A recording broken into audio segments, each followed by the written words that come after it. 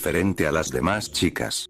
Josh le quitó el abrigo de los hombros a Laura y lo colgó en el closet.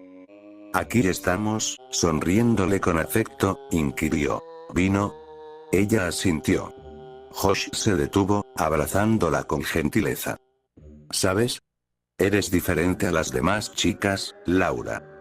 Le dio un beso tierno en la frente, y se fue. Laura lo vio irse. En el transcurso de los últimos 5 meses, había llegado a creer que él la adoraba genuinamente, lo cual la hacía sentir satisfecha. Su adoración era lo único que deseaba. Un sonido metálico emergió desde la cocina, seguido por un ups jubiloso de Josh. Laura se rió entre dientes y se fue a la sala de estar, acomodándose en el sofá. Mientras esperaba, escuchó un ruido de tintineo que provenía del closet. Observó hacia la cocina, asumiendo que Josh vendría en cualquier segundo. No lo hizo. El tintineo persistió. Laura escaneó la habitación y se aproximó, vacilante, a la puerta del closet. La perilla era vieja y requirió un giro bastante fuerte, pero fue capaz de lograr que se abriera. Fue recibida por un olor inesperadamente pastoso, y una brisa inconfundible soplando hacia ella desde detrás de los abrigos y percheros en el closet. Curiosa y sorprendida, empujó los abrigos a un lado y miró boquiabierta cuando unas escaleras fueron reveladas. El tintineo continuó, ahora más fuerte. Laura miró detrás de ella con cautela. Una vez que había verificado que Josh aún estaba en la cocina, notó un interruptor de luz en la pared. Lo encendió y descendió por las escaleras. El tintineo se tornó aún más ruidoso. Laura observó aterrorizada. 4 mujeres estaban encadenadas a la pared. Había sangre seca embarrada alrededor de sus muñecas y tobillos. 3 de ellas estaban inconscientes, o eso esperaba, y colgaban flácidamente.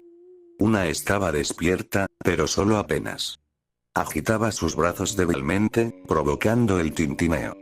Antes de que Laura se pudiera mover, hubo una voz en su oído. ¿Ves, Laura? Te dije que eras diferente a las demás chicas, dijo Josh. Ninguna de ellas fue tan tonta como, sus palabras fueron interrumpidas por un codazo en la cara. Josh trastabilló de vuelta a las escaleras, justo a tiempo para que Laura le atinara un golpe en el cráneo con un asador para chimenea. Laura se paró sobre la figura derribada con una mirada de disgusto en su rostro. 5 meses de pretender que le importaba ese pelotudo solo para obtener acceso a esta habitación. Se dirigió hacia la mujer que estaba consciente y le quitó sus grilletes. La sostuvo cuando cayó de rodillas, demacrada y débil. Ahora todo está bien, hermanita, dijo Laura suavemente. Estoy aquí. Niña muda. Sara, nuestra hija, es muda. Es la niña más adorable del mundo, con los gestos de risa más encantadores, pero nunca ha salido ningún sonido de su boca. Triste. Absolutamente, pero mi esposa y yo ahora estamos muy acostumbrados a ello, y nunca nos molestamos en cuanto a su silencio, porque ella siempre está muy feliz con la vida, algo que incluso admiramos. Mi esposa y yo pensamos que sería agradable conseguirle un tocador nuevo, puesto que estaba creciendo y podría darle uso a unos cuantos cajones más. Encontramos uno que era lindo y que combinaba con su habitación blanca y verde azulado. Pero el problema fue que, cuando moví su tocador viejo, encontré en la pared la ilustración de un hombre enseñando una palma. Probablemente medía unos 15 centímetros, pero no era como el dibujo de un niño, sino que era una imagen cristalina, como si fuera de una revista. Solo un hombre ordinario de la mediana edad con un traje gris y sin emoción alguna en su rostro. No recordaba haberlo visto antes, pero el servicio de mudanza había colocado originalmente el tocador en la habitación cuando nos mudamos, así que en realidad no había ninguna razón para que lo hubiera visto. Traté de rasparlo de la pared, pero fue inútil. Mi esposa incluso pensó que era inquietante, pero dado que lo íbamos a cubrir con el tocador nuevo, podíamos simplemente dejarlo ahí. Esa tarde, mi esposa y yo seleccionamos el tocador en la mueblería. Cuando llegamos a casa, nuestra hija no nos recibió en la puerta principal cuando la llamamos, diciéndole que teníamos el nuevo tocador y que habíamos traído cena para llevar de su restaurante favorito. Mi esposa la llamó de nuevo, sin respuesta, mientras yo transportaba el tocador hacia la sala de estar con una plataforma rodante. Entonces mi esposa gritó y casi dejé que el tocador se me cayera hacia adelante. Lo erguí rápidamente y corrí hacia su voz, la cual provino de la habitación de Sara. Y, parado en el medio de la habitación, estaba el mismo hombre de la pared con su traje gris. Solo que ahora era de tamaño real y se veía vivaz y feliz, estirando su espalda y cuello. Mi esposa tenía las manos sobre su boca, con ojos amplios, observando la pared. Una imagen clara de Sara estaba en la pared, en el mismo lugar en donde el hombre había estado, enseñando su palma abierta. Tenía que hacerlo, dijo el hombre. Y lo siento mucho. He estado ahí desde hace demasiado tiempo, y tomé el lugar de la persona que estaba atrapado antes que yo. Lo observé, presionando mis puños y sin saber cómo responder. Lo único que tienen que hacer, es encontrar a alguien a quien ella le pueda decir: me liberarías y tomarías mi mano, amigo. Miren, yo también fui engañado, pero, por favor, entiendan. Tengo una familia que no he visto en Dios sabe cuánto tiempo. Se los prometo, esto funcionará para ella, porque funcionó conmigo. Mi esposa entró en llanto y cayó de rodillas, tocando la imagen de nuestra hija. Y familia perfecta. Levantarme. Ducharme. Vestirme. Café. Whisky. Desayuno con la familia. La rutina matutina que prácticamente hago con los ojos cerrados. Mientras me siento en la cocina, veo a mi familia. Mi hijo, Michael, me odia. Mi esposa, Susan, estará en la puerta tan pronto como el dinero se acabe. Me llevo bien con mi hija, Nancy, pero eso simplemente podría ser por el odio que compartimos de su madre. Imbécil. Asumo que eso es lo que la mayoría pensaría. Pero tampoco están acostumbrados a escuchar mi lado de la historia, ¿cierto? Nunca escuchan mi versión. Es más fácil no hacerlo. No soy un mal sujeto. De alguna forma es más sencillo simpatizar con la esposa promiscua que con el esposo alcohólico. De alguna forma, mi hijo, quien me insulta día y noche, roba mi dinero y choca el auto una vez al mes, solo necesita más disciplina. Que les fallé, eso es lo que ellos dos te dirían. Toman asiento y me miran cada mañana desde su lado de la mesa. Cada puta mañana. Estudio las miradas de desprecio pobremente disimulado en sus rostros. Asumo que también me estudian. Nos quedamos sentados en silencio por la primera parte del desayuno cada mañana, tanteando las debilidades del otro. Susan habla primero. Voy a salir esta noche y quizá no esté cuando llegues. No me esperes despierto. No planeaba hacerlo. Asiento y no digo nada. Michael ni siquiera se molesta en esconder su sonrisita. Ellos saben lo que su madre va a hacer. Entonces Michael toma la palabra. Voy a ir a una fiesta a la casa de Josh esta noche, así que tampoco estaré. Ya ni siquiera se molesta en preguntarme. Solo me informa. Nancy, ¿tú también irás? Pregunto, pronunciando mis primeras palabras del día. Alza la mirada, alarmada. No. Creo que me quedaré en casa esta noche, murmura. Nancy. Oh, Nancy. Mi estrella brillante. La única en la casa que se preocupa por mí. Es fácil quedarte cuando no estás invitada. Michael se ríe. La cabeza de Nancy se hunde aún más por su tazón. Cuidado, le gruño a Michael. Él solo me sonríe, rogándome que haga algo al respecto. Entrelazo mis ojos con él por varios minutos antes de finalmente desviar la mirada. Él y su madre sacan un buen resoplido de esto. Ni siquiera puedo controlar a mi propio hijo. Con eso, Michael se levanta de la mesa, dejándome su plato sucio, mientras lo miro caminar hacia su nuevo Mustang e irse a la escuela. O a donde sea que va durante el día. Los profesores se han cansado de llamarme, porque saben que no puedo hacer nada y que a su mamá no le importa. Ni siquiera está dispuesto a dejar a Nancy en la escuela media, que está justo al lado de la escuela secundaria. Ella debe usar el autobús. Michael enciende el motor y ruge por la entrada del garaje, chirriando sus neumáticos alrededor de la curva aguda de nuestro final de la calle. Una vez que Michael se ha ido, Susan ya no ve razón para continuar la farsa con Nancy y conmigo. Se levanta y va al dormitorio a arreglarse para el día. Su día de Netflix hasta que salga con sus amigas, probablemente para acabar en el apartamento de alguien de 20 y tantos años. Observo a Nancy subirse en el autobús y me voy al trabajo. Día lento, como siempre. Puedes sentir cómo se marchita la farmacia que dirijo, que una vez fue próspera. Con un CVS, uno al Greens y uno al Marta tiro de piedra de aquí, y la generación de la tercera edad, que le era muy fiel a mi padre desapareciendo, no me queda mucho tiempo. Luego de que he terminado con los clientes regulares, decido cerrar temprano. No vendrá nadie después de las 2. La ventaja es que puedo recoger a Nancy de la escuela. Los días en los que salimos, aunque poco comunes, siempre parecen mejorar su humor. Le envío un mensaje diciéndole que me espere en el lugar de siempre. ¿Qué hay, pequeña? ¿Cómo estuvo la escuela? Pregunto mientras ella se desliza en el asiento del copiloto. Bien, responde sumisamente. Bien. Pues, eso no es bueno. Necesito que estés genial. Intento la rutina paterna clásica esperando levantarle los ánimos. Falla. Me alejo de la escuela en silencio. Luego de conducir un poco, alza la voz.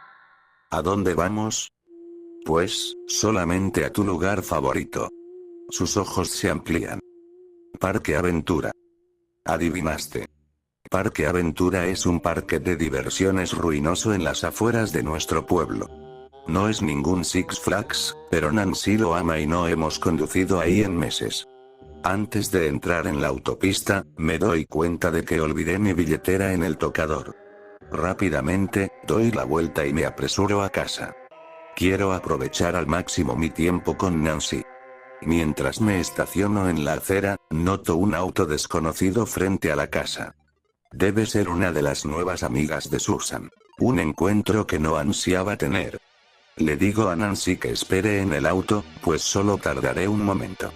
Entro a la sala de estar y Susan no está por ninguna parte. Pensando que debieron irse en su auto, subo las escaleras. Entonces lo oigo, gemidos. Desde mi dormitorio. Es aquí cuando lo siento. Ira. Todo vuelve a mi mente. Todas las veces que ha llegado a la casa la mañana siguiente diciendo que durmió con amigas, todos los amigos varones que saluda tan cálidamente en público. Llena mi mente. Abro la puerta de mi dormitorio lentamente y confirmo mis sospechas. En mi cama. En mi casa. Vete, digo en voz baja pero con firmeza. Me miran y ella se ríe. Así que finalmente me atrapaste. Tuviste que haberlo sabido. Dije que te fueras. Déjame vestirme. Voy a salir esta noche, de todos modos. No, me refiero a que te vayas. Empaca tus cosas y vete. Ante esto, se ríe aún más fuerte. Desnuda, en mi cama y con un desconocido, se ríe de mí. Claro, eso haré. Ya no puedo seguir viéndola. Tomo mi billetera y salgo, furioso. Cierro de golpe la puerta del auto cuando entro, y voy hacia la autopista. Casi no completo la curva en la salida de nuestro vecindario mientras acelero hacia la autopista. Nancy sabe que algo anda mal, pero sabe que no tiene que preguntar. Empujo lo que vi al fondo de mi mente en tanto nos subimos a las montañas rusas. Susan no viene a casa hasta el desayuno. Michael llegó alrededor de las 3 de la mañana. Están un poco más reservados, sabiendo que estoy al límite. Michael habla primero. Travis está teniendo una juntada esta noche, me preguntaba si podía ir. Apenas puedo ocultar mi diversión. Ah, así que ahora sí preguntas. Inquiero. Ah, pues, solo pensé que quizá debería preguntar, dice con la mirada agachada. Hoy es él quien no puede verme a los ojos. Claro. Ve y diviértete un poco, respondo, para la gran sorpresa de él y Susan. Con eso, Susan habla. No estoy segura de si lo recuerdas, pero hoy es la reunión de mi antigua fraternidad de la universidad, en el centro. No te importaría si voy, ¿cierto? La veo con una sonrisa. No, claro que no. Ambos diviértanse esta noche. Intercambian miradas cautelosas. Pero, Michael, necesitarás recoger a tu madre de los bares esta noche.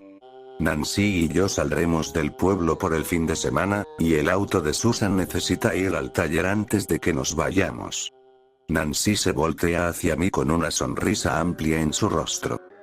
Suficiente de esta tontería del parque aventura, digo. Vamos a subirnos a unas montañas rusas de verdad. Ella grita de alegría mientras corre arriba para empacar. Una vez que el auto de Susan ha sido dejado con el mecánico, Nancy y yo estamos en camino. Luego de registrarnos en el hotel, pasamos el resto de la noche en montañas rusas y atacando pastel de embudo. Un día perfecto. Alrededor de las 3 de la mañana, mi teléfono suena. Es un número que no reconozco. El oficial me informa que Michael hizo el giro al salir de nuestra casa demasiado rápido y que perdió el control. Los dos murieron en el impacto. Unos días más tarde, el médico forense confirmó que la mezcla de alcohol y la impulsividad de Michael los lanzó hacia ese árbol. Caso cerrado. Llegaron los pagos de sus seguros, y fui capaz de jubilarme y pasar más tiempo con Nancy. Cada mañana, al salir de la casa, vemos el recordatorio del accidente. Las marcas de los neumáticos siguen ahí, y el pavimento aún sigue quemado por la bola de fuego que se produjo con el choque. Cada mañana, sonrío en soledad. Con el alcohol en el cuerpo de Michael y la naturaleza del giro estrecho, ni siquiera pensaron en revisar los cables de los frenos.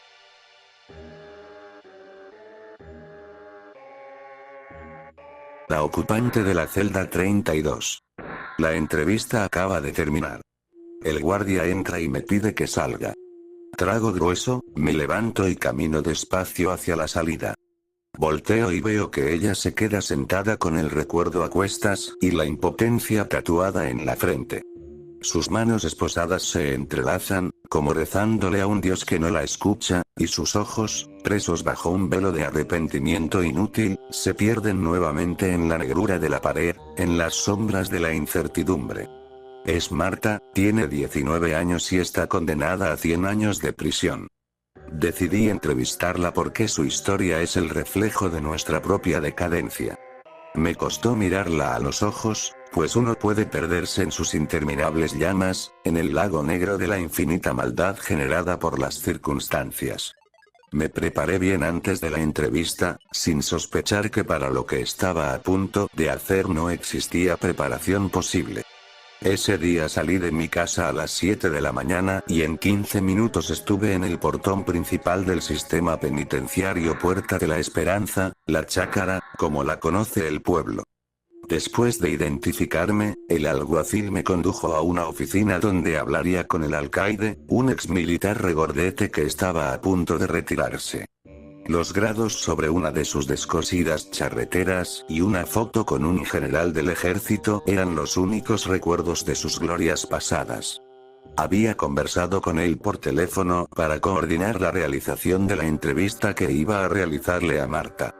Me dijo que solo tendría 2 horas con ella y que después ya no podría volver. Fue directo y tosco, como era de esperarse. El alguacil me condujo por la calle de 100 metros que une la zona de revisión con los pabellones de las celdas de mujeres. Mientras caminaba, pensé en lo difícil que debía ser estar por tantos años en un lugar tan hacinado y espantoso. Sentí pena por Marta y por los otros reclusos, pues no sabía en lo que me estaba metiendo.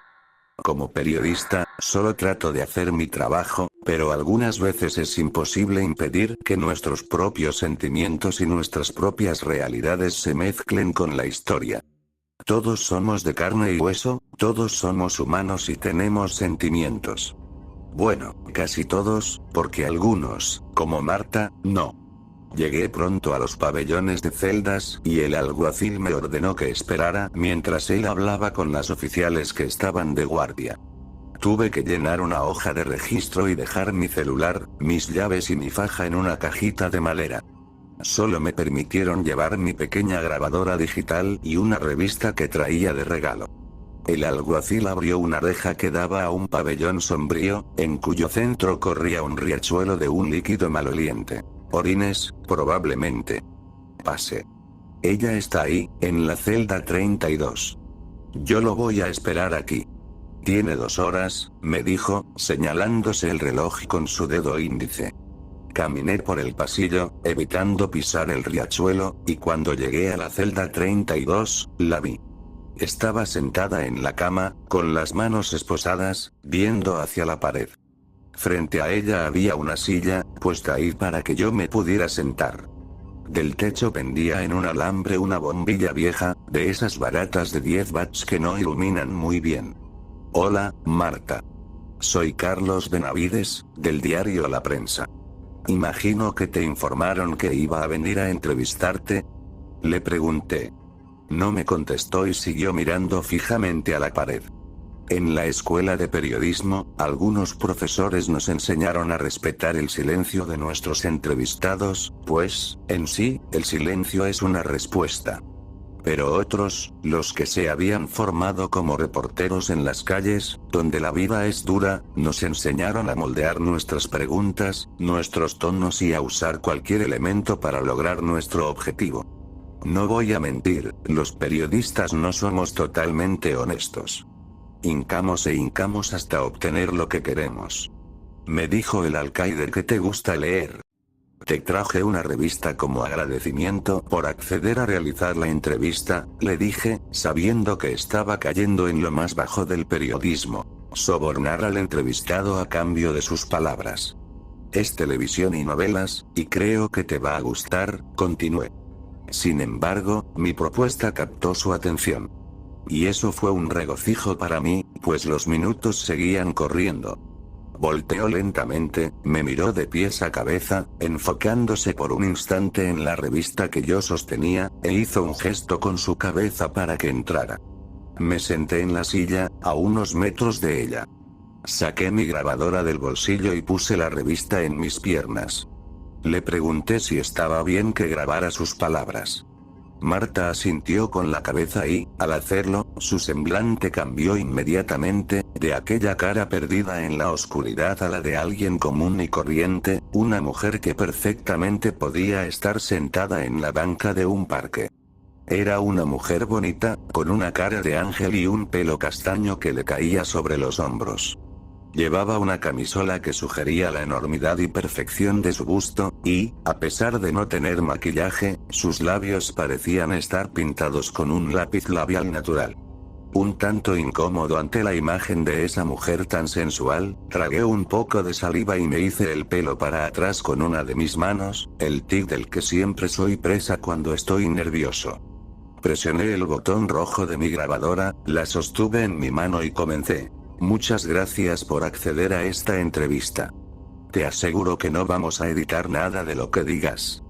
Simplemente queremos que nos contes tu historia, le dije, dándome cuenta de que tenía clavados mis ojos en sus pechos. Entonces me callé y la vi inhalar un poco de aire antes de sonreír, pues se había dado cuenta de que yo la miraba. Parecía como si, dentro de ella, una mujer tan joven, estuvieran acumuladas miles de experiencias vividas. Parecía como si fuera una gran estrella dentro de una oscura constelación familiar.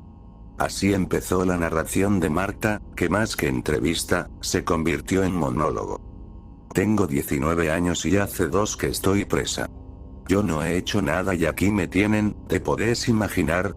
Me tienen aquí condenada por una cosa que no tiene importancia. Mi mamá me tuvo a los 17 años y enviudó cuando yo tenía 15, el día que mi papá se mató en la carretera. Después de llorarlo por un año, se volvió a juntar con un hombre menor que ella y, cuando lo hizo, se olvidó completamente de mí. Perdió la cabeza por ese hombre y lo llevó a vivir a la casa. Yo estaba en 4º año de secundaria en el colegio Nuestra Señora de Fátima y me creía la dueña del mundo.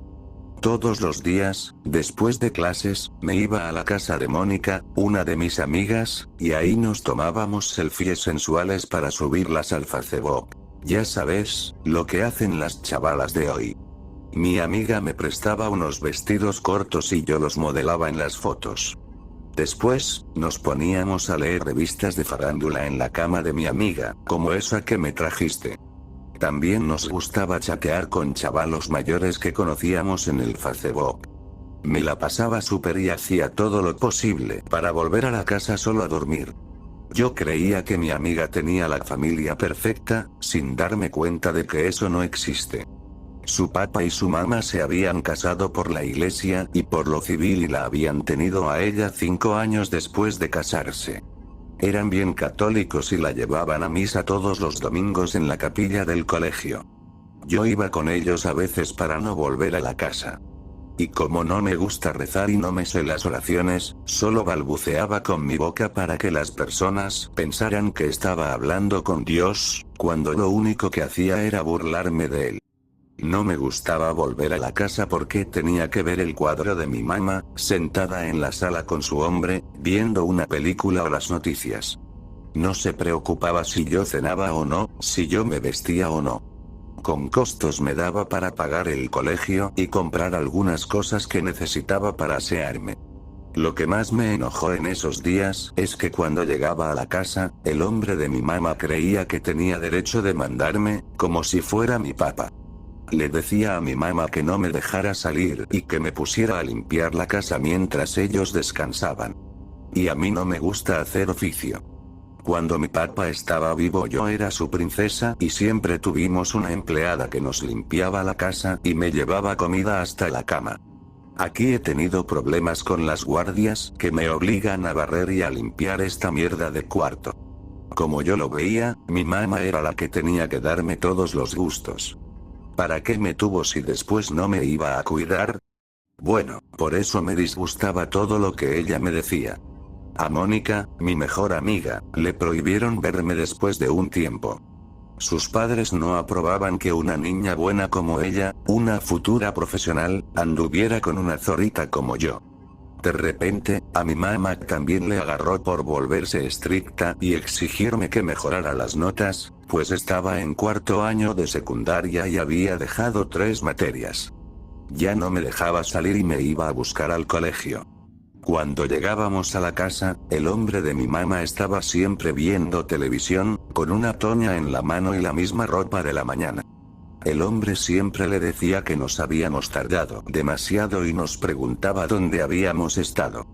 Y eso era para mi mamá como un afrodisíaco. Si vieras cómo se ponía de loquita cuando lo veía y cuando él le hablaba golpeado. Se volvía a olvidar de mí y se iba rapidito a la cocina a prepararle la cena y a traerle otra cerveza. No me mires con esa cara. Ya sé lo que estás pensando, que mi mamá era una pendeja.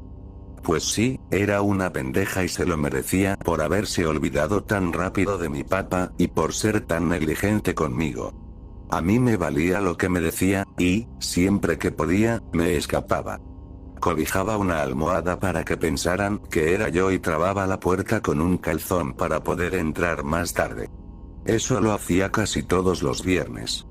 Me iba a Cigarzone con unos chavalos mayores y me lo pasaba bacanal, ya sabes, bailando reggaetón, perreando, chacobeando y subiendo selfies locas al Facebook cuando ya estaba bien borracha. Y cuando volvía a la casa, ni la pendeja de mi mamá ni el hombre ese se daban cuenta. Hijueputas mierdas. Se las hacía todos los fines de semana y ellos de pendejos pensando que yo estaba dormida. ¿Y vos, pedazo de mierda, por qué me ves así? ¿Te gusto, acaso? ¿O me estás juzgando? Interrumpí a Marta para pedirle que se calmara, porque vi que se estaba alterando demasiado. Me miró con unos ojos profundos y respiró con dificultad hasta que, al fin, se calmó. Le dije que yo no la juzgaba, pero que tampoco quería que le fuera a dar algún colapso nervioso.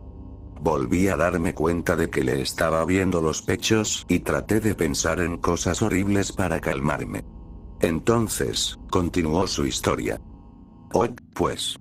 Ya me calmé, pero deja de verme así que ya sé lo que estás viendo y lo que querés. Pasó el tiempo y el hombre de mi mamá la dejó para irse con una chavala. Ya sabes, lo típico. Se aburrió de ella y se buscó otra. Todos los hombres son unos malditos. Vos tampoco debes ser una monedita de oro. Pero bueno, mi mamá y yo quedamos solas en la casa. Yo lo consideraba una victoria, pues me había librado del hijueputa vago ese, pero mi mamá lo sufrió como la peor de sus derrotas. Se la pasaba llorando todo el día por ese hombre, como si le hubieran arrancado la mitad del corazón. Pero la tristeza se le acabó después de 2 meses y entonces, ¡zas! Se dio cuenta de que tenía una hija. Cuando ese hombre se fue, mi mamá enfocó su atención en mí. Pero creo que exageró, porque ya no me dejaba salir a ningún lado y corría a todos los chavalos que llegaban a la casa a buscarme. Fue entonces que, verdaderamente, la empecé a usar como trapo viejo. Si quería mi cariño, entonces le iba a costar caro. Le dije que le iba a hacer caso, pero que necesitaba que me diera reales todos los días para ir a la escuela. Me daba 200 pesos, y eso para mí era como un tiquete a la diversión. No es que vos debas saberlo, pero mi mamá puso una fritanga para mantenernos cuando el INS le quitó la pensión de mi papá inesperadamente. Esos 200 pesos que me daba le costaban sangre a la vieja hijueputa, y a mí eso me daba una gran satisfacción. Que se sude y que se mate trabajando. Decía yo. ¿Para qué me tuvo, pues? La hice pagar caro toda su falta de atención. Le cobré cada centavo con 100 lágrimas, y eso fue para mí una de las alegrías más grandes de la vida. Me parecía tan injusto que, después de haber sido una princesa cuando mi papá estaba vivo, ahora solo era la hija de una fritanguera. Obviamente, no invitaba a nadie a mi casa, porque me daba pena que la vieran vendiendo enchiladas de frijoles con queso o empacando un gallo pinto con tajadas. Eso era la muerte para mí, que era toda una diva en las fiestas y en el Facebook. El tiempo pasó y me convertí inevitablemente en la zorrita que ella nunca quiso que fuera. Casi todos los días me daba un sermón, me pedía que cambiara y que le diera una oportunidad para ayudarme. Pero yo no le hice caso. ¿Por qué iba a escuchar a alguien que no tenía la autoridad moral para reclamarme? Continué con mi vida alocada y desenfrenada. Una noche de diciembre, salí con un chavalo de Matagalpa, a quien había conocido por Facebook. Era mucho mayor que yo y en la imagen de su muro tenía unas fotos de él montando en un caballo negro en uno de los tantos desfiles hípicos que se realizan en el norte de nuestro país. En otra de las fotos, aparecía manejando un Hummer amarillo. ¿A cuál mujer no le va a gustar que las demás la vean en un carro así? Me invitó a Bus, una disco de Matagalpa, y yo acepté gustosa. Me pasó recogiendo por el parque, porque le dije que no iba a estar en mi casa. Le dije eso para que no viera a la fritanguera de mi mamá en plena faena, despachando un maduro con crema por 20 córdobas. Pero no pasó en un Hummer, sino en un Nissan Sentra blanco con unas luces de neón moradas bajo la carrocería y en los rines. En los espejos polarizados tenía unas calcomanías de herraduras y el perfil de un caballo saltando. Me dijo que tenía el carro en el taller y que se lo iban a entregar el lunes. Viajamos hacia el sur y en trayecto entre Estelí y Sébaco me contó todas las maravillas de su vida. Me contó que viajaba todos los años a Miami, a la casa de unos tíos que vivían en Hialeah. Me dijo que me iba a llevar a Miami para que conociera las cosas más salvajes que jamás hubiera visto. Me habló también de sus caballos y de sus carros. Yo estaba fascinada, como loquita, y para entrar en onda le conté que yo vivía en un residencial y que mi mamá era una empresaria de Estelí. Ah, esas mentiras eran tan sabrosas que parecían verdades. El chavalo estaba guapo, tenía unos brazos musculosos y una mirada bonita. A pesar de apenas haberlo conocido, me sentía muy cómoda con él. Era justamente lo que necesitaba, algo así como una inyección de riqueza para la infección de miseria que yo tenía en ese momento. Noté que, cerca del freno de mano, en unos espacios cilíndricos para poner refrescos, estaban una lata de Toña y una botella de Smirnoff Ice. ¿Querés?, me preguntó. Claro, le dije, queriendo entrar en onda. Estaba riquísimo el Smirnoff y, al terminarlo, me dejó un sabor de frutas en la boca. Entre sorbo y sorbo, entre plática y plática, entre risitas, llegamos a Sébaco y tomamos el camino hacia Matagalpa. No había sentido el camino, pues la plática me había fascinado. Mira, vos es salvaje. Ponen una música poderosa y sirven unos tragos brutales. Conmigo nunca te va a faltar nada. ¿Estás lista para volar? Me dijo. A mí se me pelaban los ojos con cada palabra suya, porque estaba bien guapo. Tenía ojos claros y una barbilla afilada.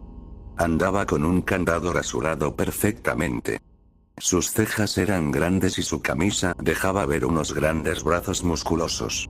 Continuamos el viaje y, cuando estábamos a la mitad de una curva, empecé a marearme un poco y se me nubló la vista. Me dieron ganas de vomitar, pero, a pesar de intentarlo, solo sentía un líquido agrio en la garganta. No me siento bien, le dije, casi sin fuerzas. Me voy a parar para que tomes un poco de aire, me respondió. No sé dónde se metió, pero todo estaba oscuro en el lugar en el que se detuvo.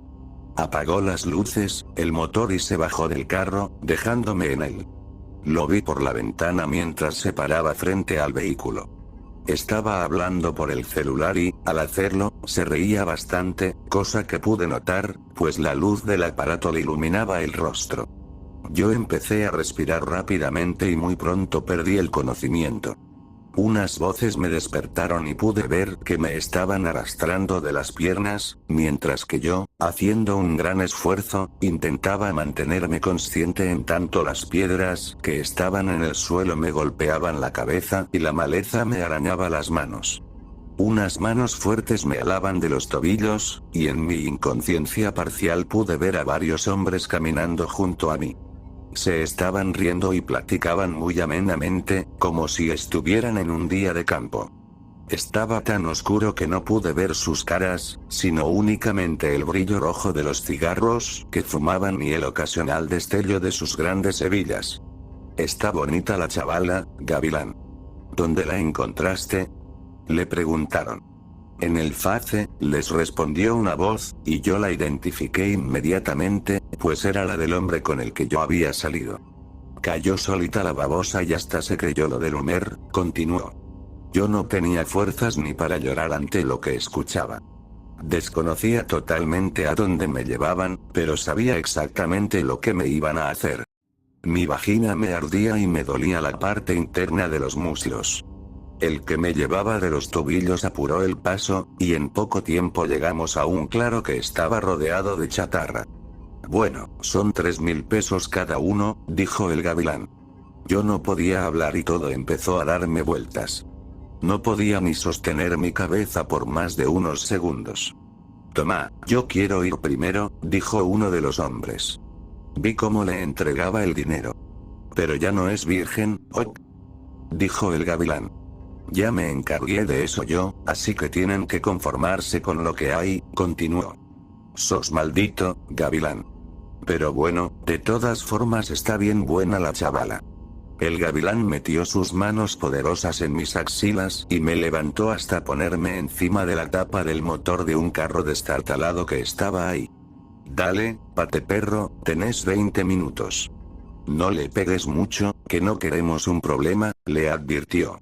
El hombre que había pagado por mí se acercó despacio, desabrochándose el pantalón mientras lo hacía.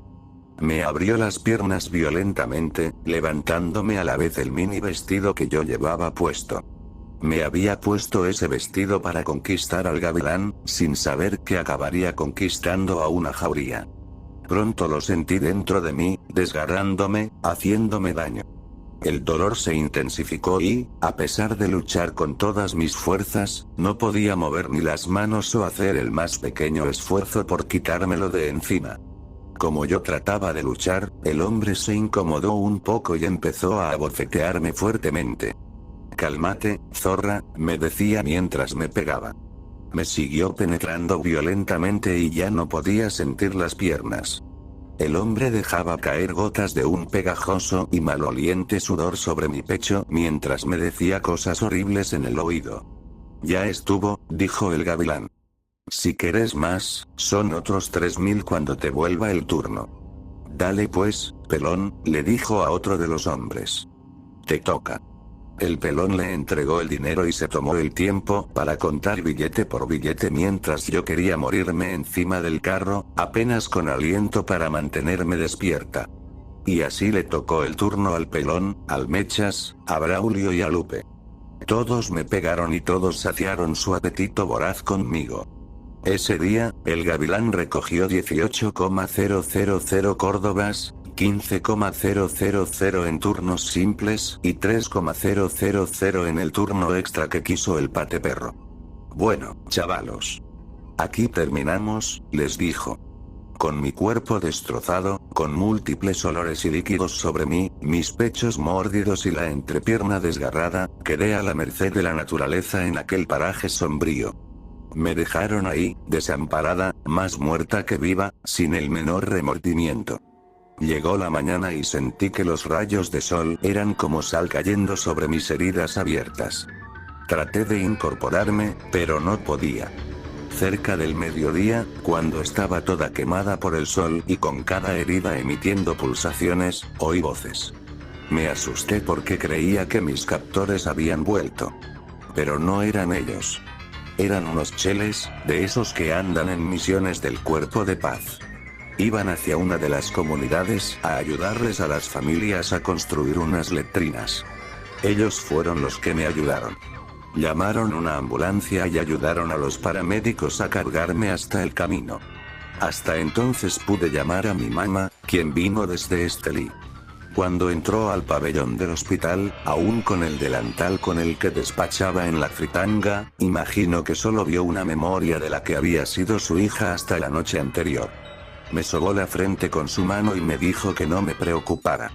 Yo no quería hablar de nada, pues solo tenía un pensamiento en la cabeza: encontrar al gavilán. Pero el gavilán desapareció del mapa. Y también lo hicieron los demás. Después de poner la denuncia en la policía, trataron de buscarlo con mi descripción de él y la del vehículo, pero no lo pudieron encontrar. Al parecer, era de una familia adinerada y se largó a los Estados Unidos para no tener problemas. Me daba rabia ver que la justicia era inalcanzable para los palmados. Y eso me mataba. Pensaba en todo el daño que me habían hecho, en el placer que habían sentido al hacerlo y en la libertad de la que gozaban. No pagaron por nada de lo que hicieron. Interrumpí nuevamente a Marta.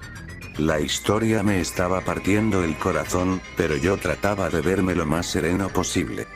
Le pregunté si quería descansar 5 minutos, y me dijo que no, que si dejaba de hablar ya no volvería a abrir la boca y que me tendría que ir. Cuando me dijo esto, lo hizo mientras respiraba rápidamente. Pude ver que sus ojos se habían perdido y su mirada estaba ahora cautiva por sus imborrables recuerdos. Por eso la dejé continuar, recordando una de las mejores lecciones de periodismo que me había dado mi maestro Carlos Fernando. Hay que saber escuchar al entrevistado. Por mucho que uno quiera hacer preguntas, por mucho que uno desee indagar sobre un tema específico, no hablen y escuchen. No hay peor pregunta que la que no se hace, pero tampoco hay peor respuesta que la que no se escucha, nos decía. Así es que, 1 hora después de haber empezado, Marta continuó con su historia. Y para ello, lo juro, contó con toda mi atención. 2 semanas después de lo que me pasó, pude volver al colegio. Cuando llegué, noté que las monjas me miraban de forma extraña y susurraban entre ellas. Cuando llegué a mi sección, la maestra me pidió que me sentara atrás. Mónica, mi amiga, no se quiso sentar a mi lado. Ese día sentí en carne propia lo que es ser una extraña entre personas conocidas. Cuando tocaron el timbre para salir, tomé mis cosas y, sin despedirme de nadie, salí rápido del aula. Sor Paciencia, la monja que me caía peor, pues siempre andaba buscando cómo joder, me detuvo en el pasillo. Espere un momento. Necesitamos hablar con su madre y con usted. Dígale que venga mañana a la hora de salida y entréguele esta carta, me dijo mientras me daba un papel engrapado. Le di el papel a mi mamá y le dije que las monjas querían hablar con ella. Al día siguiente, a la hora de salida, vi como mi madre me esperaba en el portón. Afortunadamente, llegó sin delantal, porque me hubiera dado mucha pena que mis compañeras me vieran con mi mamá, la fritanguera. Nos dirigimos a la oficina de dirección. Sor Paciencia nos esperaba en la puerta. Pasen, nos dijo, mostrándonos el camino con su mano.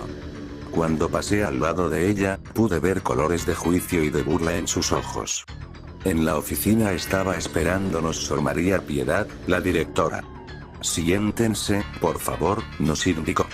Mire, doña Cándida, la convocamos a esta reunión porque tenemos que resolver una situación importante.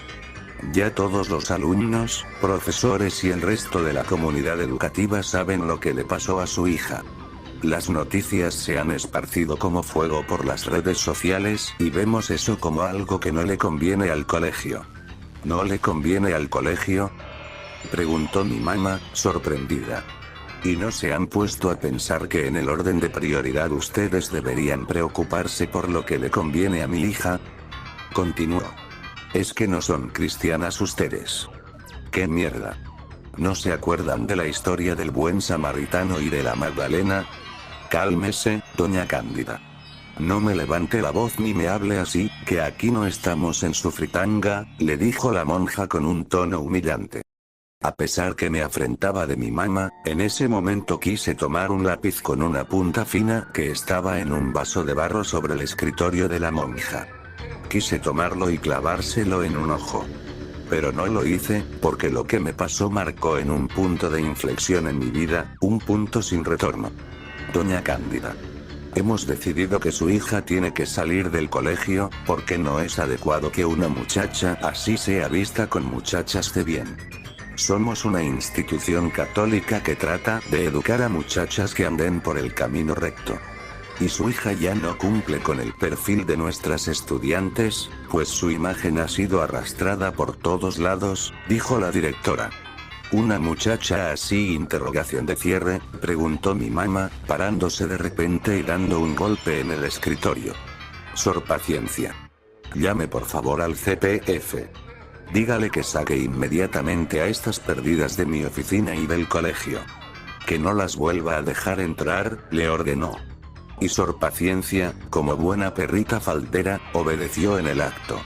Así me corrieron del colegio y más tragedias llegaron con prontitud.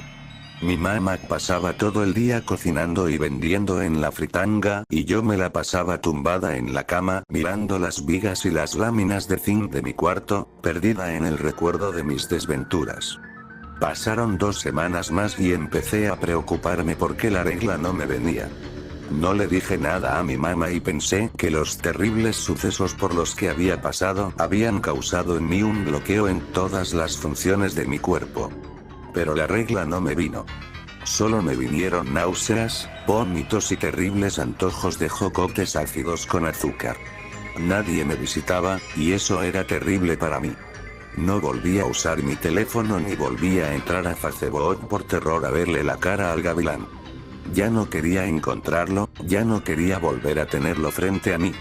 ¿Estás lista para volar?, me había preguntado en el carro antes de lo peor, y yo lo había mirado embobada. Me empezó a crecer la panza y mi mamá, como todas las madres, no tuvo que verla para saber lo que me pasaba. No te preocupes, me dijo. Yo te voy a ayudar y juntas vamos a salir de esto, me decía. Yo no quiero tenerlo, le dije. No quiero tenerlo y prefiero matarme para no verlo cuando nazca. Lo odio, no quiero tenerlo. Desde entonces, mi mamá hizo que durmiera con ella para que no me fuera a matar. La panza creció y los meses pasaron. Yo no podía ni verme la panza. Sabía que me habían violado 5 hombres, pero no sabía de quién era esa cosa. Sí, esa cosa no era un bebé, era algo monstruoso que crecía dentro de mí. Como un parásito. Cada vez que se movía, me parecía que me iba a comer un órgano y que me iba a terminar de matar. El día de la cesárea, mi mamá me acompañó al hospital y estuvo conmigo durante toda la labor, sosteniéndome la mano. Esa cosa nació a las 12 en punto. Cuando me lo sacaron, sentí un gran alivio dentro de mí. La enfermera lo envolvió en una sábana cuadriculada y me lo mostró para que lo tomara en mis brazos. No lo quiero, no lo quiero. Quítemelo de aquí, vieja hijueputa. Le grité. Entonces la enfermera se lo dio a mi mamá y a mí me dieron un sedante para que me pudiera dormir, pues estaba descontrolada. Al día siguiente, me dieron de alta y, mientras viajábamos en el asiento trasero del carro, yo solo miraba por la ventana. Mi mamá llevaba al niño, sí, era un varón. Lo llevaba envuelto en sábanas y en una de sus manos llevaba la epicrisis que le entregaron en el hospital. No quería verlo, no quería tocarlo. Me daba asco y rabia pensar que eso había salido de mí. Mi mamá quería dármelo para que le diera de mamar, pero fue imposible. Yo no permitía que me lo acercaran.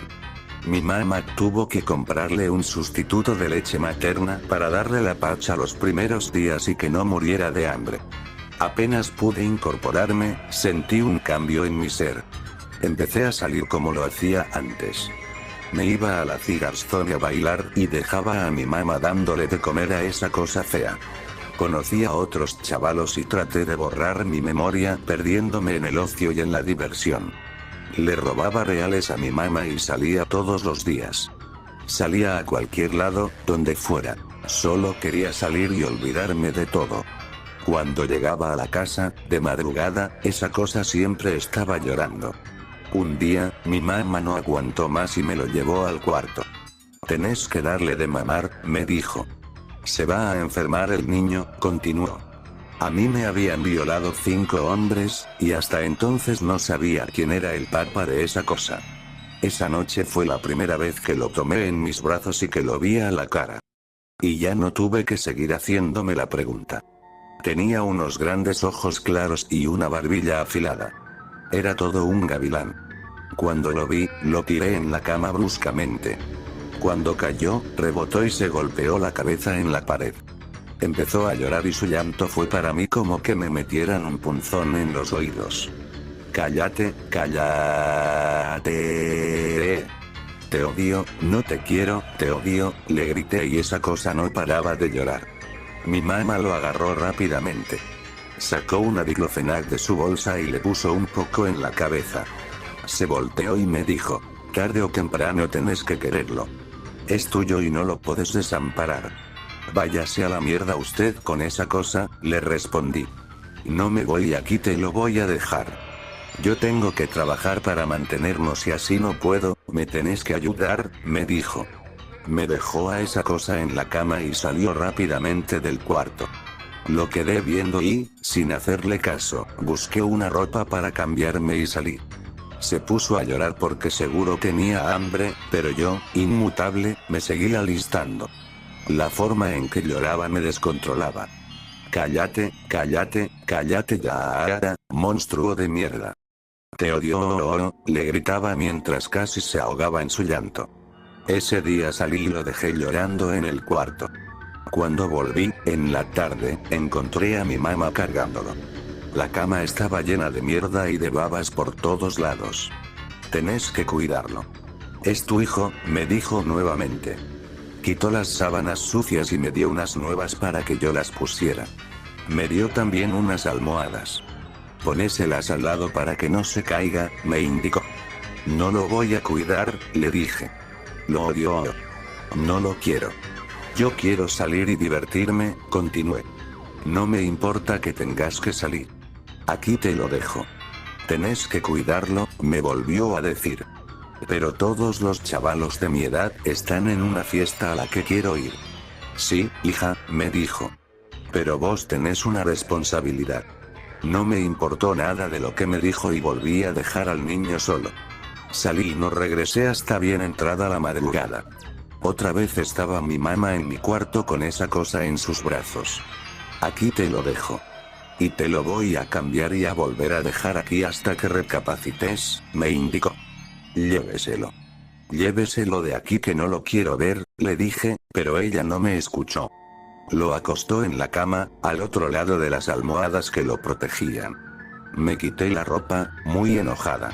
Me senté en una silla que tenía y decidí no acostarme en la cama con esa cosa. Pero esa cosa no paraba de verme y de sonreír. ¿Qué me ves, pedazo de mierda? Le pregunté, como si en verdad esa cosa fuera a contestarme. Y esa cosa no me respondió, obviamente, pero me sonrió. Su sonrisa no era humana. Era la sonrisa de un gavilán. Deja de reírte, monstruo, le grité de pronto y el grito lo asustó. Empezó a llorar sin control. Y ya no pude más. Cállate, pedazo de mierda. Cállate ya, le grité, pero no dejaba de llorar. Me miraba con los ojos claros llenos de lágrimas y lanzaba unos berridos que me destrozaban los oídos. Sin pensarlo, tomé una de las almohadas y se la puse en la cara. Apreté con fuerza y su llanto bajó de tono. Seguí apretando y sentí cómo se movía ese monstruo debajo de mí. Y entonces, al poco tiempo, se calló. Su silencio fue para mí la cosa más reconfortante del mundo. Ahí estaba esa cosa, en mi cama, con la mirada perdida en el techo, como buscando a su padre, el gavilán. Agarré una bolsa negra y lo metí como perro dentro de ella. Salí de la casa por la parte de atrás para que mi mamá no me viera y llevé conmigo la bolsa. Agarré un taxi y le pedí que me llevara a la cuesta de la gavilana. Sería una tumba apropiada para el monstruo que llevaba en la bolsa. El taxi me dejó al lado de la carretera y, cuando se fue, subí a un pequeño gordo que hay ahí. ¿Estás listo para volar? Le pregunté. Agarré la bolsa y, con fuerza, la lancé al vacío. La lancé hacia el abismo, hacia la nada, hacia el olvido. Después de hacerlo, volví caminando a Estelí. Cerca del semáforo, me topé con una patrulla. Mi mamá venía en ella y se bajó con unas policías. ¿Qué hiciste?, me preguntó. Le enseñé a volar, como su papá, le respondí, entre risas. Tuve que llevar a las policías a la gavilana y mostrarles el lugar en el que lo había tirado. Al poco tiempo, recuperaron la bolsa. Mi mamá me abofeteó fuertemente mientras las policías me esposaban.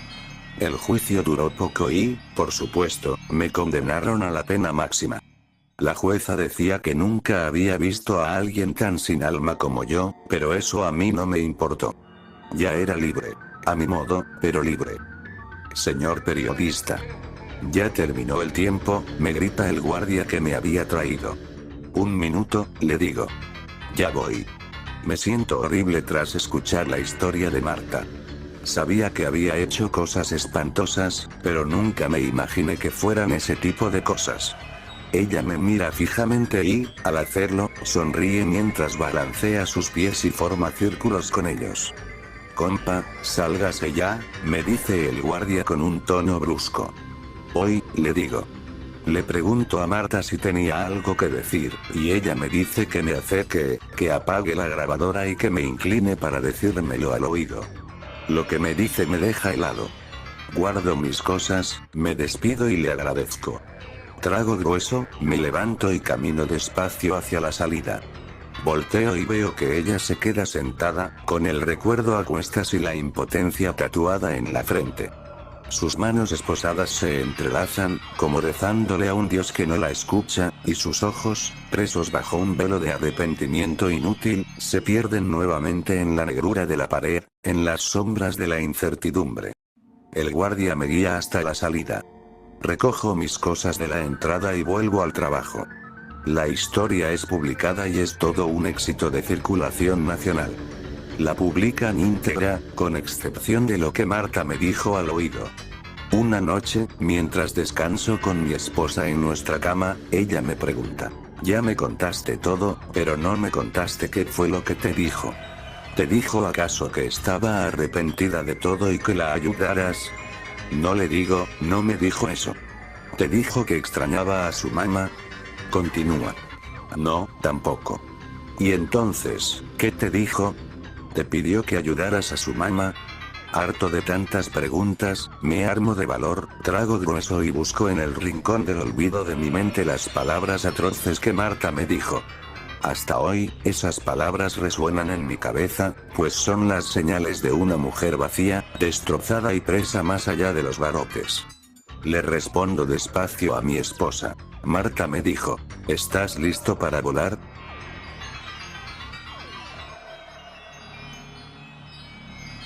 mayoría de las ciudades viejas y sus vecindarios no fueron diseñadas con la mentalidad de que la población comenzaría a crecer de manera exponencial y que tendría que ser acomodada. Generalmente, la construcción de las carreteras responde a la necesidad de conectar puntos de importancia económica, delineándose con base en las restricciones geográficas. Una vez que las carreteras conectoras han sido establecidas, los negocios nuevos y más carreteras son posicionados estratégicamente a lo largo del asfalto, solo dando cabida a modificaciones, adiciones y alteraciones menores, pero nunca a ningún cambio dramático. Entonces el vecindario de mi infancia tuvo que haber sido viejo.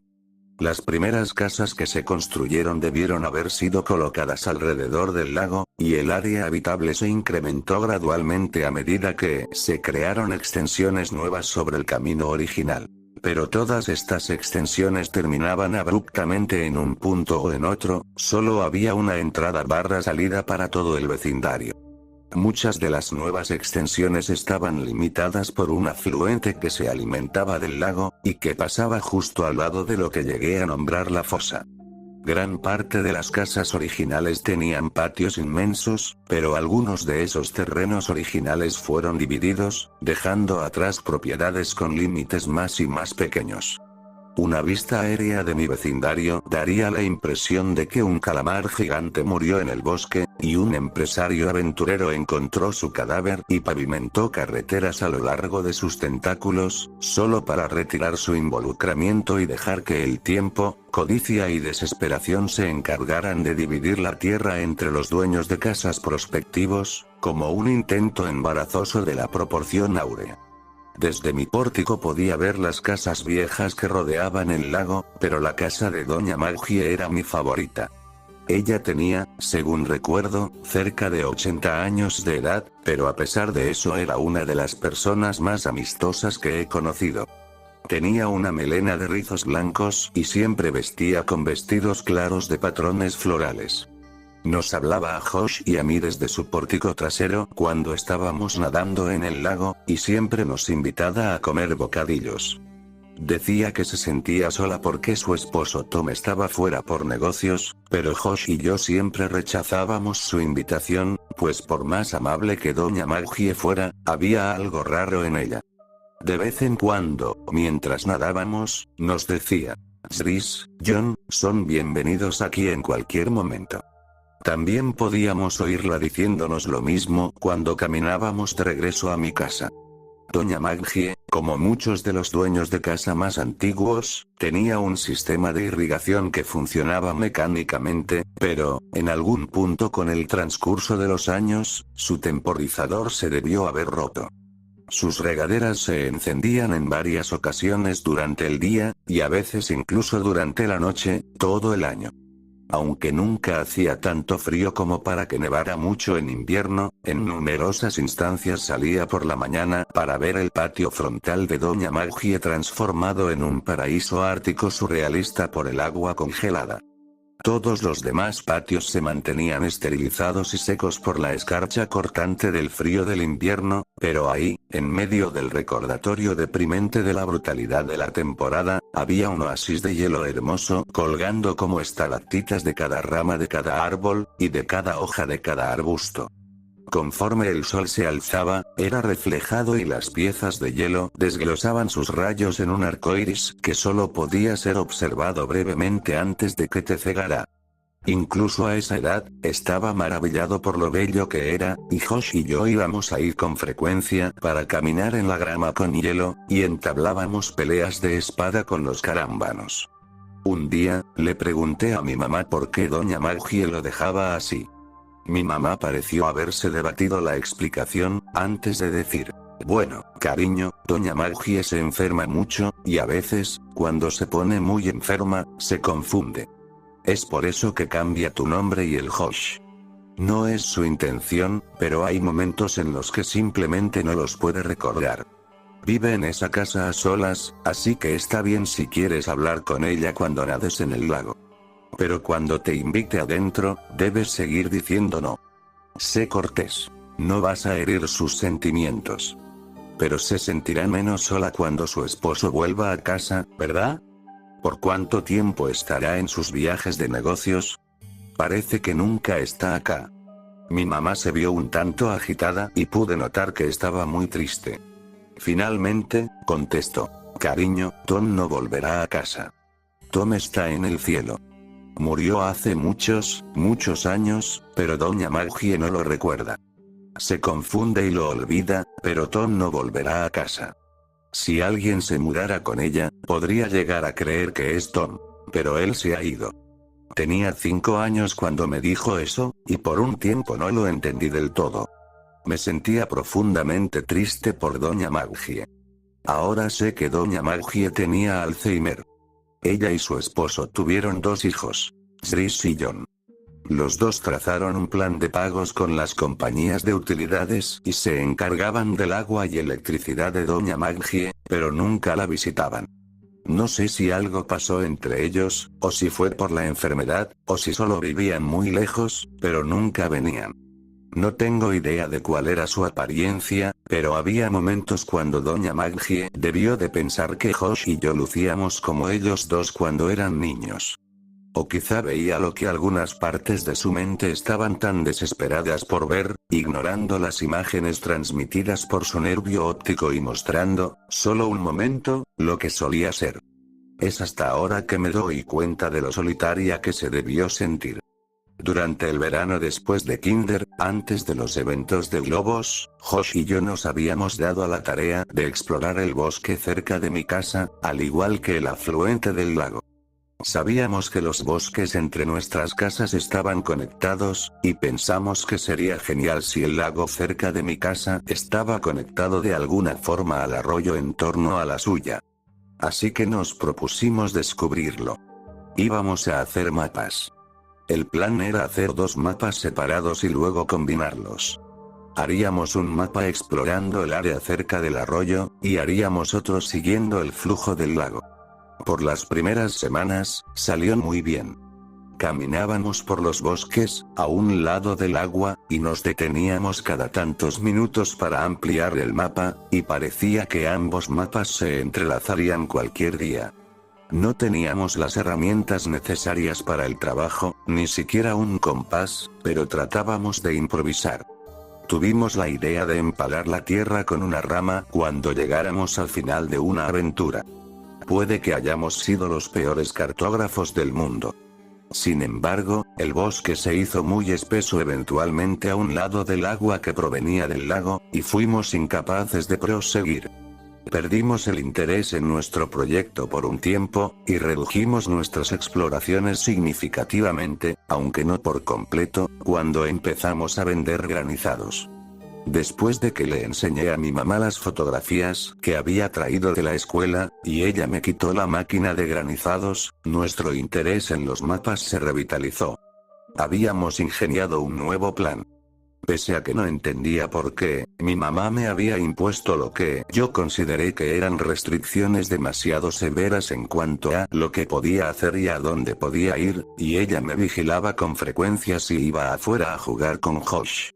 Esto significaba que no podíamos quedarnos en el bosque por horas para poder encontrar un nuevo camino. Pensamos que sencillamente podíamos nadar cuando llegáramos al límite en el bosque, pero eso no podría funcionar porque el mapa se mojaría. Entonces tuvimos una idea brillante. Crearíamos una balsa. Debido a la construcción en el vecindario, había una cantidad enorme de material de construcción chatarra que la compañía dejaba en la fosa para mantenerla afuera de las carreteras y alejada del sitio de construcción, pues ya no la necesitaban. Originalmente, conceptualizamos un barco formidable, completado con un mástil y un ancla, pero esto fue disminuido rápidamente a algo más manejable. Tomamos varias piezas largas de espuma plástica que reforzamos con tabla de espuma, y las atamos con cuerda e hilo de cometa. La balsa funcionó muy bien, y aunque ambos actuábamos y hablábamos como si la funcionalidad de la balsa hubiera sido un hecho, sé que al menos yo estaba sorprendido. Los dos teníamos ramas bastante grandes que utilizábamos como remos, pero encontramos más fácil empujarnos contra la tierra debajo del agua que usarlas como se suponía. Cuando el agua se hizo demasiado profunda, simplemente nos acostamos sobre nuestros estómagos y usamos nuestras manos para remar, lo cual también funcionaba, pero no igual de bien. La primera vez que tuvimos que recurrir a ese método de propulsión, recuerdo haber pensado que, desde el cielo, se debió de haber visto como si un hombre colosalmente gordo de brazos diminutos salió a nadar. Nos tomó varios viajes para lograr que la balsa llegara a la porción intransitable del bosque. Navegábamos por un rato y luego atracábamos la balsa. La próxima vez, corríamos por el bosque para llegar a la balsa y viajábamos un poco más. Continuamos esto bien entrado mi primer grado de escuela primaria. Josh y yo fuimos asignados a grupos diferentes ese año, así que, como no nos veíamos durante el día escolar, nuestros padres estaban más dispuestos a dejarnos jugar todos los fines de semana de cada semana. Lo que es más, el papá de Josh había aceptado un trabajo de construcción extenso que requería trabajar los fines de semana, y su madre estaba de turno en el hospital. Para Josh, esto significaba que se quedaba en mi casa la mayor parte del fin de semana, semana tras semana. Hicimos un progreso excelente, pero cuando finalmente llegamos al impasse y tuvimos la oportunidad de explorar más allá de él, no pudimos encontrar un lugar para atracar la balsa. El bosque era demasiado espeso, y el agua había erosionado la tierra al punto en que había un aumento del terreno bajo el afluente, exponiendo las raíces húmedas y retorcidas de los árboles. Teníamos que regresar cada vez y acabar dejando la balsa en la misma condensación de árboles que nos motivó a construirla en primer lugar. Y lo que era aún peor, el invierno había llegado, así que no podíamos justificar el salir de la casa en nuestros trajes de baño. No estábamos llegando a nada. Siempre teníamos que volver antes de expandir nuestro terreno. En un sábado, cerca de las 7 de la noche, Josh y yo estábamos jugando cuando una de las compañeras de trabajo de mi mamá llamó a nuestra puerta. Su nombre era Samantha, y la recuerdo bien porque le propuse matrimonio un par de años después, cuando acompañé a mi mamá al trabajo. Mi mamá dijo que tenía que ir al trabajo para reparar un problema que había surgido, y que volvería en alrededor de 2 horas. Su auto estaba siendo reparado, por lo que tendría que viajar con Samantha.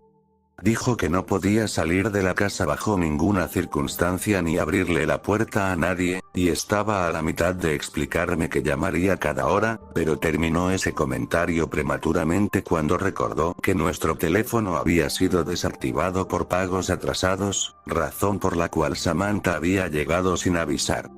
Me clavó la mirada en tanto cerraba la puerta, y dijo: «Quédate aquí». Esta era nuestra oportunidad. Las observamos conducir por el camino serpentino hacia la salida, y tan pronto como su auto rotó en la última intersección visible, corrimos a mi habitación.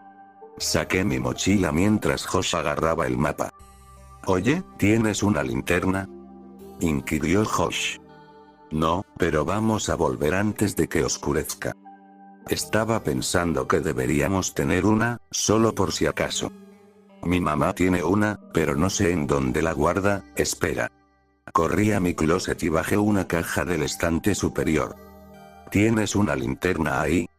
No exactamente. Abrí la caja y revelé 3 candelas romanas que había tomado de entre las que mi mamá amasó para el día de la independencia del verano pasado. Junto con un encendedor que me las había ingeniado para quitarle unos meses atrás, podría asegurar que al menos tuviéramos algo de luz si la necesitábamos. Esto ocurrió unas semanas antes de que se me diera la oportunidad para temerle el bosque, así que no fue el miedo lo que motivó nuestra búsqueda de una fuente de luz, solo el realismo. Lo tiramos todo en la mochila y escapamos por la puerta trasera, cerciorándonos de haber cerrado para que Cajas no se fuera a salir. Teníamos 1 hora y 50 minutos. Corrimos por el bosque tan rápido como pudimos y llegamos a la balsa en unos 15 minutos. Teníamos nuestros trajes de baño debajo de nuestra ropa, así que nos quitamos las camisas y nuestros pantalones cortos, y los dejamos en 2 bultos separados cerca de la orilla del agua. Desatamos nuestra balsa del árbol, agarramos nuestras ramas, remos y zarpamos. Tratamos de movernos rápidamente para llegar a un punto más allá del contenido de nuestro mapa en expansión continua, pues no teníamos tiempo que perder con vistas antiguas. Después de que pasamos el último lugar registrado en el mapa, el agua se hizo más y más honda. Estaba oscureciendo, volviéndose más difícil el distinguir un árbol del otro, y ambos nos estábamos sintiendo un poco nerviosos. Remábamos velozmente con la intención de ahorrar tiempo, pero esto generaba mucho ruido conforme nuestros remos disolvían la tensión de la superficie del agua. En el trasfondo, podíamos oír el crujido de hojas muertas y el quiebre de ramas caídas por la arboleda de nuestra derecha. No sabíamos qué tipo de animales residían en la profundidad de este bosque, pero estábamos seguros de que no queríamos descubrirlo. Mientras Josh corregía el mapa que yo estaba iluminando con el encendedor, fuimos confrontados por el hecho de que los sonidos no eran espontáneos. Rápida y rítmicamente, escuchamos. Crunch Snap Crunch parecía estarse distanciando de nosotros ligeramente, insertándose en la espesura más allá de nuestro mapa. Se había vuelto demasiado oscuro como para que viéramos. Había juzgado mal por cuánto tiempo persistiría el sol. Nerviosamente, llamé. «Hola».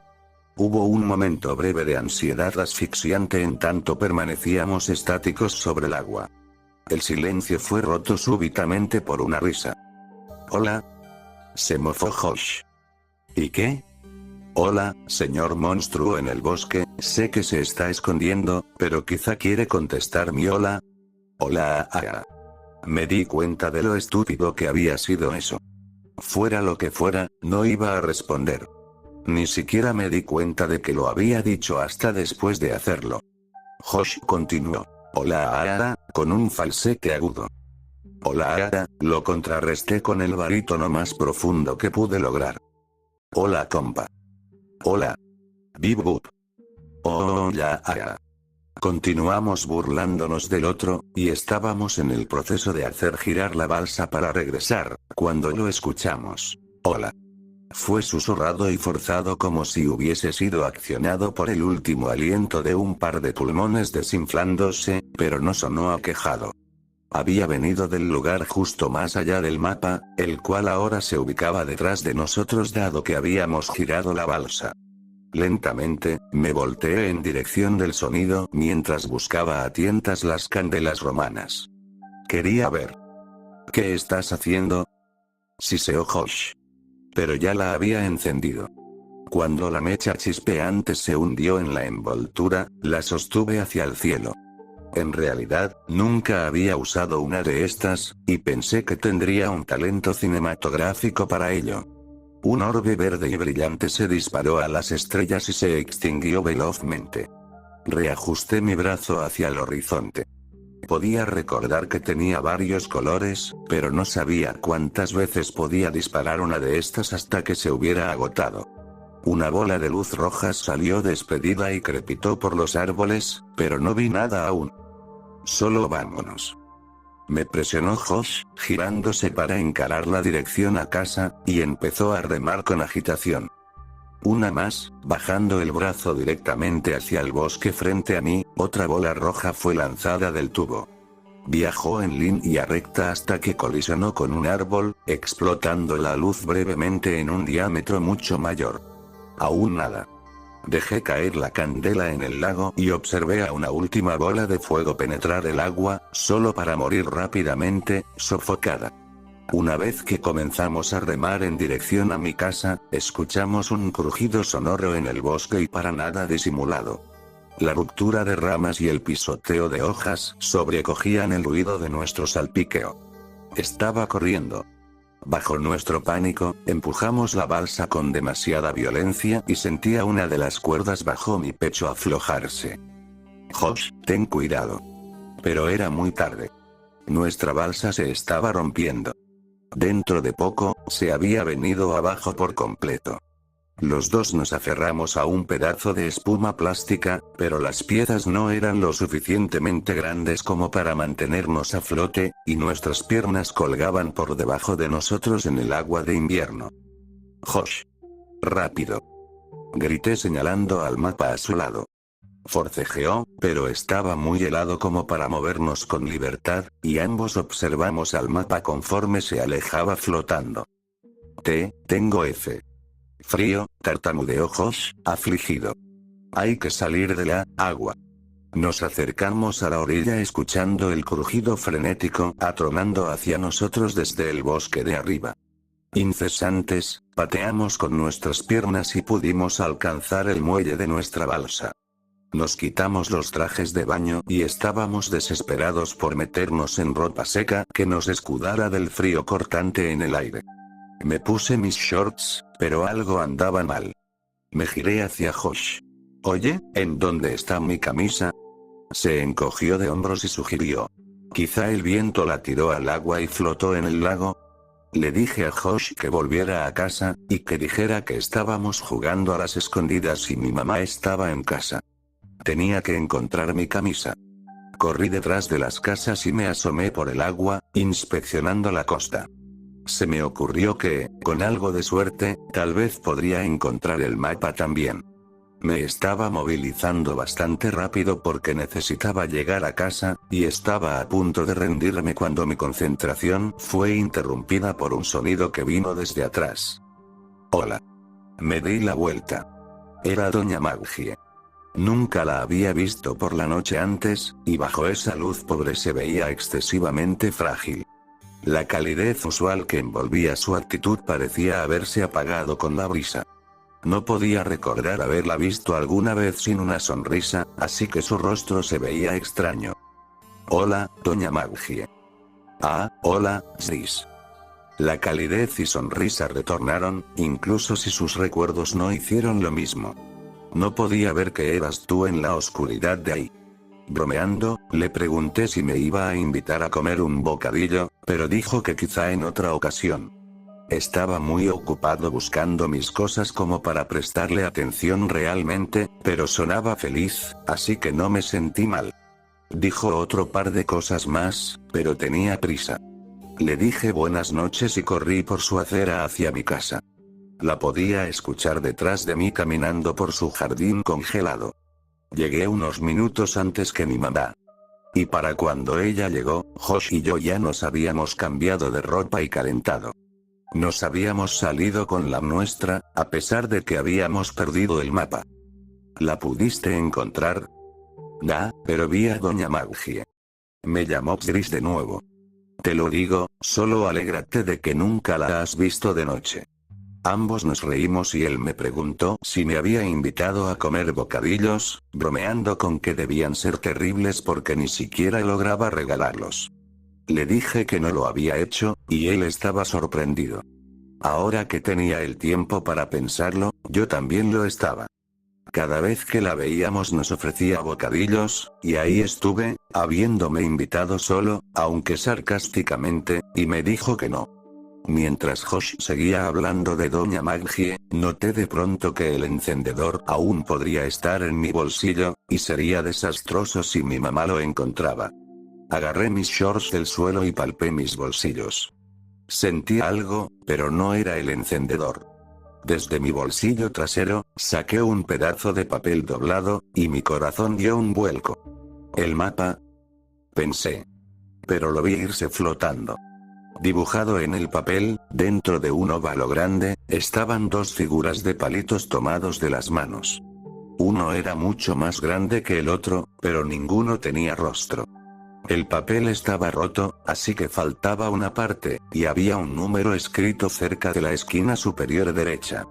Era un número 15 o un 16. Nerviosamente, le entregué a Josh el papel y le pregunté si él lo había puesto en mi bolsillo en algún punto, pero se burló de la idea y me preguntó por qué estaba tan preocupado. Apunté a la figura de palitos más pequeña y a lo que estaba escrito a su lado. Eran mis iniciales. Le conté a Josh el resto de la conversación entre Doña Maggie y yo. Siempre había atribuido el intercambio extraño a su enfermedad, hasta revisitar los eventos en mi mente todos estos años después.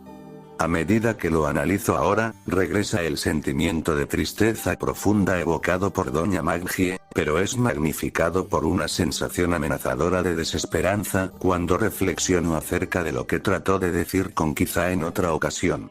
Sabía lo que había dicho, pero no comprendí lo que significaba.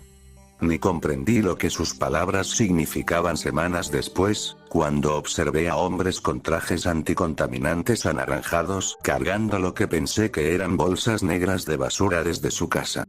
Aún no lo comprendí cuando clausuraron la casa y la cercaron poco antes de que nos mudáramos. Pero ahora lo entiendo. Entiendo por qué sus últimas palabras fueron tan importantes incluso si ni yo ni ella nos dimos cuenta en aquel momento. Esa noche, Doña Maggie me dijo que Tom, su esposo, había vuelto a casa. Pero ahora sé quién se mudó ahí realmente. Al igual que sé por qué nunca vi el cuerpo de Doña Maggie siendo trasladado en una camilla. Las bolsas no estaban llenas de basura.